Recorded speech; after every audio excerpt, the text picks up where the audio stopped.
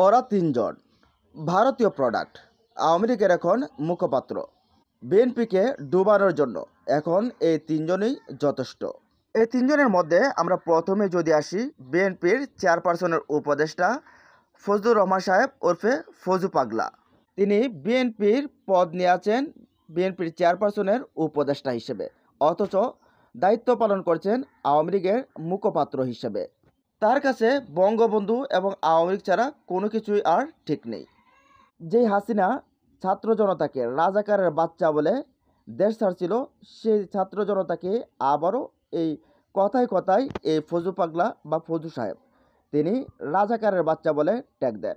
জামাত শিবির রাজাকার, তারপরে আরও যারা আন্দোলন করছে তারাও রাজাকার, বিভিন্নভাবে যারা প্রতিবাদ করছে তারা রাজাকার। চারদিকে মব তৈরি হচ্ছে। এই হাঁটুর বয়সী নাতির বয়সী ছেলেপেলেরা এখন নেতৃত্ব দেবে, এগুলো কি মানা যায়? ফজলু সাহেবের এখন খুব মাথা ব্যথা।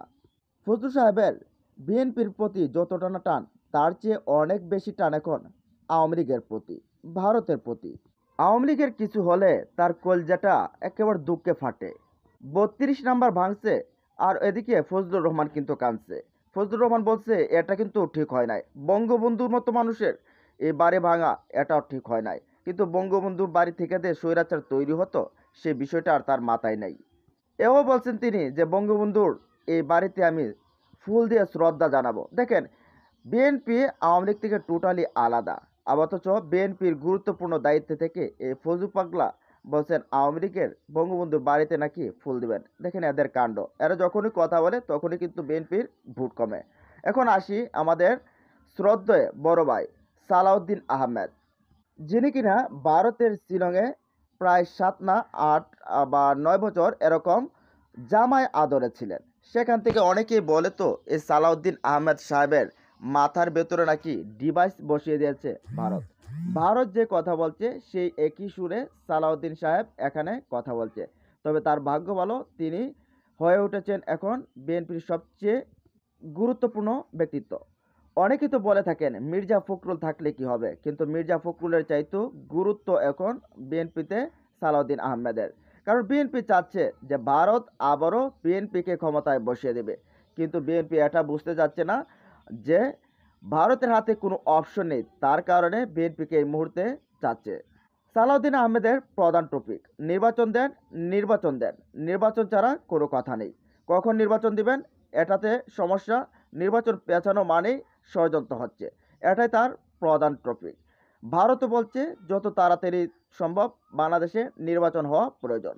আর এরপর থেকেই সালাউদ্দিন আহমেদ উঠে পড়ে লাগলেন যে নির্বাচন ছাড়া কোনো কথা হবে না, নির্বাচন ছাড়া আমরা কোনো কিছু মানি না। আমরা এও জানি যে বিএনপির পরবর্তী মহাসচিব হচ্ছেন সালাউদ্দিন আহমেদ, কিন্তু এই সালাউদ্দিন আহমেদও ফজলু পাগলা এবং রুমিন পারহানার মতো যখনই কথা বলছেন তখনই কিন্তু বিএনপির ভোট কমতে শুরু করছে। এই সালাউদ্দিন আহমেদকে এখন দেশের মানুষ বলে ইন্ডিয়ান মাল, ইন্ডিয়ান মাল আইছে।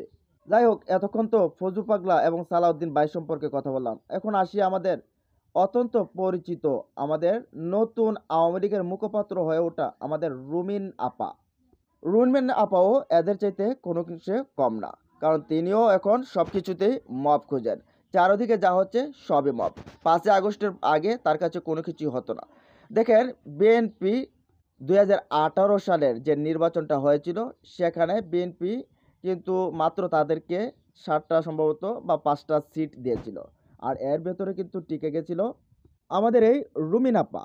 যদিও আমরা সেখানে সংসদে নীতি কথা শুনতাম, কিন্তু 5ই আগস্টের পর কেন জানি এই নীতি কথা আর আপার কাছে নেই। তিনি এখন সব কিছুতেই ডক্টর ইউনূসের দোষ খুঁজেন, সব কিছুতে এখন মুভ খুঁজেন। আওয়ামী লীগ ভাঙা নিয়েও তার ভিতরেও যেন হৃদয়টা ভেঙে গেছে। আওয়ামী লীগের 32 নম্বর যখন ভেঙেছে তখন তার হৃদয়টাও ভেঙেছে।